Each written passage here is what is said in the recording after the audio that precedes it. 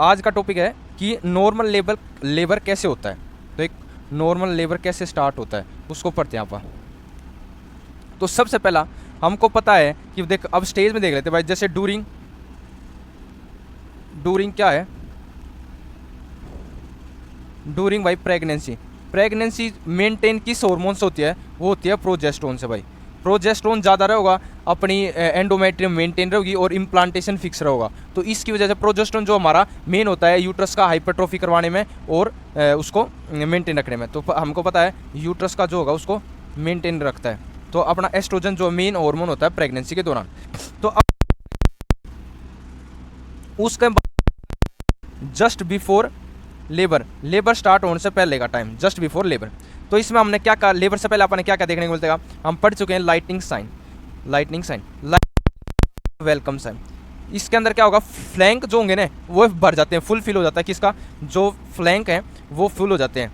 Uterus हमारा flank में थोड़ा हो जाता है, जिसकी वजह से फंडस जो होगा, जो ये फंडस है वो थोड़ा सा नीचे की तरफ हो जाता है। फंडस नीचे की तरफ चला गया तो रेस्पिरेटरी डिस्कम्फर्ट ठीक हो जाती है थोड़ी सी। तो इसको बोलते हैं अपन लाइटनिंग साइन। दूसरा, लेबर से पहले क्या क्या होगा भाई? लेबर से पहले होगा जस्ट बिफोर लेबर, इसको बोलते हैं अपन सर्विक्स की राइपनिंग ऑफ सर्विक्स। तो राइपनिंग में क्या क्या होता है भाई? एक तो इंक्रीज वाटर सर्विक्स एरिया में। दूसरा यहाँ पे कोलेजन जो होंगे उनका ब्रेकडाउन हो जाता है स्टार्ट। अगला चीज, अपना जो स्किन वगैरह के अंदर जो अपने होता है वो क्या होता है? डर्मेटन सल्फेट, वो डिक्रीज हो जाएगा। चौथा क्या होगा? यहाँ से अब क्या हो जाएगा इसके बाद, अगर ये वो हो गई चौथा अच्छा तो यहाँ पर ले, या फिर उसके बाद क्या होगा कि भाई लेबर स्टार्ट हो गया। यहाँ पे क्या होगा? लेबर पेन स्टार्ट हो गया, मतलब इसको हम आगे ले लेंगे। फिर इसके बाद क्या होगा? सर्विक्स लाइपनिंग के बाद से तो यहाँ पे, या फिर लेबर पेन स्टार्ट हो गया भाई। लेबर पेन स्टार्ट हो गया। अब बाद क्या होगा? अब आ गया लेबर का टाइम कि भाई लेबर हो गया। डूरिंग, अब हम पढ़ेंगे डूरिंग लेबर क्या क्या होगा।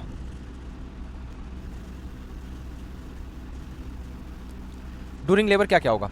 तो अब हम पहले ही पढ़ चुके हैं, एस्ट्रोजन जो होता है वो इंपॉर्टेंट होता है किसके दौरान? अपने लेबर के दौरान। तो एस्ट्रोजन ही क्या करवाता है हमारी क्या? एस्ट्रोजन सबसे पहला देख लेते हैं भाई। हमारा एस्ट्रोजन होते हैं E2 और E3, एस्ट्रोडायोल और एस्ट्रोट्रियोल। एस्ट्रोट्रियोल होता है, हम पढ़ चुके हैं, ये द स्पेसिफिक होता है प्रेगनेंसी के लिए, और ये जो होता है सबसे मोस्ट कॉमन होता है प्रेगनेंसी के लिए, ठीक है। और ये अपना एस्ट्रोजन किसके लिए? ये होता है रिस्पॉन्सिबल लेबर के लिए,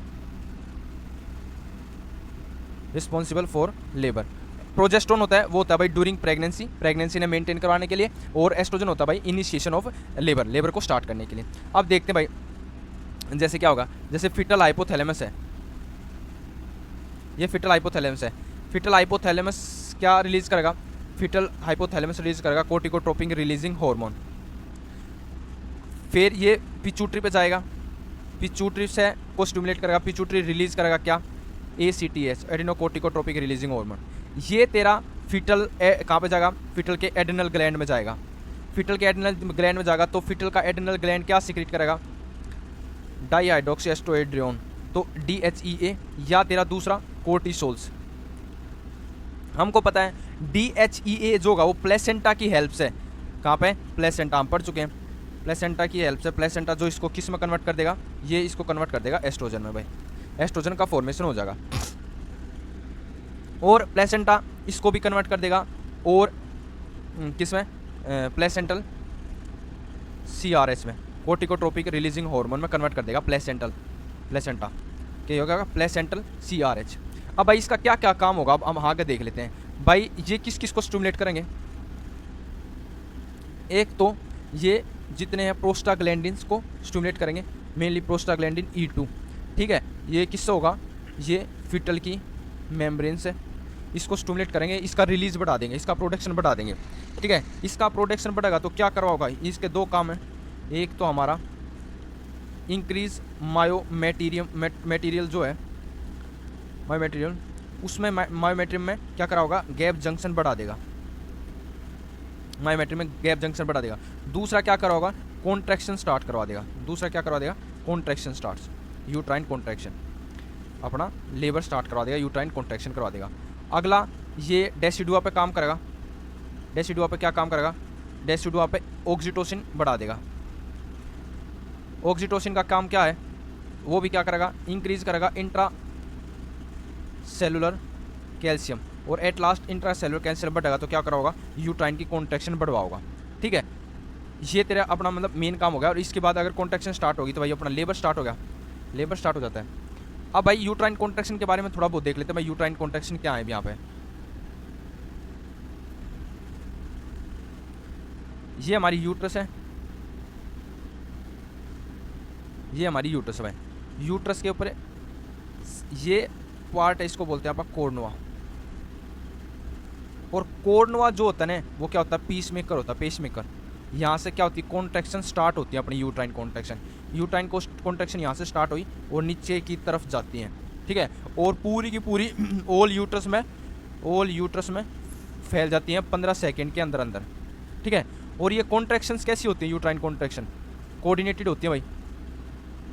कोऑर्डिनेटेड का मतलब है कि जब अपर सेगमेंट कॉन्ट्रैक्ट करेगा तो निचला रिलैक्स करेगा, अगर निचला रिलैक्स करेगा ना, निचला कॉन्ट्रैक्ट करेगा तो ऊपरला रिलैक्स करेगा। ऐसे कॉन्ट्रैक्टेड मैनर में होती है। ठीक है, तो एक तो यूट्राइन कॉन्ट्रैक्शन क्या होगी? एक तो होगी कि भाई ये these are in the coordinated manner. दूसरा, जितनी यूट्राइन कॉन्ट्रैक्शन बढ़ती जाएंगी उतना धीरे धीरे क्या होता जाएगा? प्रोग्रेसिवली डायलेशन होता जाएगा, सर्विक्स डायलेट होता जाएगा धीरे धीरे। अब ऐसा क्यों? हम देखते हैं भाई ऐसा कैसे डायलेट होता है भाई। अब जैसे ये निचला पोर्शन है, हमने ये ले लिया भाई, ये निचला पोर्शन है, तो ये इसके वो हैं, मतलब निचले पोर्शन में ये अपने मसल सेल हैं, मसल्स के जो है टिश्यूज़ हैं, सेल हैं। तो अब ये नॉर्मल इनका साइज इतना है। अब ये यूट्राइन कॉन्ट्रैक्शन हुई इनकी ऑक्सीटोसिन के प्रेजेंस में, तो इनका साइज कॉन्ट्रैक्ट के बाद कॉन्ट्रैक्ट होकर सुकड़ गई है, छोटा साइज होगा। ठीक है, अब कॉन्ट्रैक्ट होने के बाद फिर ये क्या होंगे? ये कॉन्ट्रैक्ट हुए, अब ये हो गए रिलैक्स। रिलैक्स होने के बाद इनका साइज नॉर्मल से छोटा रहेगा।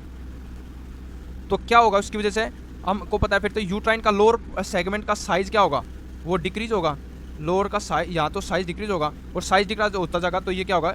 ये वाला अपना सर्विक्स जो होगा वो क्या होता जाएगा? डायलेटेड होता जाएगा। ठीक है, तो ये हो गया अपना भाई, ऐसे यूट्राइन कॉन्ट्रैक्शन होगी तो ऐसे ऐसे सर्विक्स डायलेट होगा। तो दो चीज़ होंगी, एक तो कोऑर्डिनेटेड मैनर में, दूसरा अपना प्रोग्रेसिवली डायलेशन ऑफ सर्विक्स।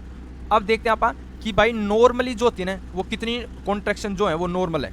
तो नॉर्मल कॉन्ट्रैक्शन है 3 कॉन्ट्रैक्शन अगर 10 मिनट के अंदर आ रही हैं तो वो नॉर्मल कॉन्ट्रैक्शन है। अगर 5 कॉन्ट्रैक्शन से ज़्यादा पर 10 मिनट हो गई तो इसको बोलते हैं आप टैकीसिस्टोल। टैकीसिस्टोल ये ज़्यादा हाई कॉन्ट्रैक्शन होगी। अब ज़्यादा हाई कॉन्ट्रैक्शन किसकी वजह से हो सके भाई? हमने ज़्यादा क्या दे दिया? High amount of oxytocin. Oxytocin ज़्यादा दे रहे हैं हम, तो उसमें ज़्यादा कॉन्ट्रैक्शन बढ़ गई। अब कॉन्ट्रैक्शन ज़्यादा होगी तो क्या होगा? तो भाई जितनी ज़्यादा कॉन्ट्रैक्ट करती रहेगी, मान लो ये यूट्रस है हमारी, ये जितनी ज़्यादा कॉन्ट्रैक्ट करती रहेगी, ये हमारी अम्बलाइकल कॉर्ड है, और ये हमारा क्या है? प्लेसेंटा। तो जितनी ज़्यादा कॉन्ट्रैक्ट करती रहेगी ये हिस्सा भी कॉन्ट्रैक्ट करेगा, सारा का सारा ये भी करेगा, सारा कॉन्ट्रैक्ट करेगा। इसकी वजह से ये कॉन्ट्रैक्ट करेगा तो क्या होगा? ब्लड सप्लाई क्या होगी? कम हो जाएगी। ये कॉन्ट्रैक्ट हो जाएंगी, ब्लड वेसल्स यहाँ से क्या होगी? कॉन्ट्रैक्ट हो जाएंगी, तो ब्लड सप्लाई भी डिक्रीज हो जाएगी। तो अपना जो ब्लड फ्लो है क्या होगा? ब्लड फ्लो टू फिटस वो क्या होगा? इन्वर्सली प्रोपोर्शनल है प्रेशर के।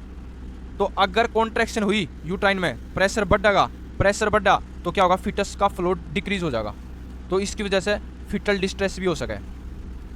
तो हाई कॉन्ट्रैक्शन का क्या है? कॉम्प्लिकेशन हो सकती है, क्या कॉन्सिक्वेंसेज हो सकते हैं? या फिटल डिस्ट्रेस हो सकती है। तो ये होगी अपनी क्या? Normal labour of pregnancy.